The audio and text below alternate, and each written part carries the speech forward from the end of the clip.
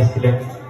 আর আমার এখানে এই পরিবেশ খুব ভালো লাগছে, বিশেষ করে ছাত্রদের যে পোশাক, সেটা আমাদের পুলিশ খাকি পোশাকের মতোই কালার আর কি, সেটাও আমার খুব ভালো লাগলো।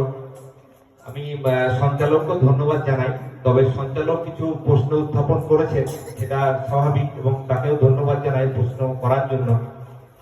তবে সঞ্চালক সাহেবকে আমি বলবো এখানে এবং সবাইকেই বলি যে সন্দেশখালীতে আমি 15-16 মাস আছি, তার আগে বিডিও সাহেব আছেন। এখানে এখন পরিবেশটা অন্যরকম, আমরা আছি অ্যাডমিনিস্ট্রেশনই, কোনো সমস্যা কোথাও নেই।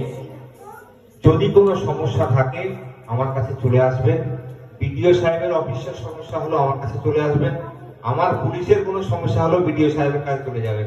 আমাদের অফিস সম্পর্ক এত সুন্দর ভালো, আমাদের মধ্যে 0% সেন্টিমেন্ট যে বিডিও সাহেব কেন আমার কাছে ঢুকবে, আমার কাছে কেন ওসি সাহেব ঢুকবে, এরকম কোনো ব্যাপার নেই। আমরা একটা ব্লকে এসেছি মানুষকে পরিষেবা দিতে, আমরা চাকরি করতে এসেছি, আমাদের ধর্ম মানুষকে পরিষেবা দেওয়া।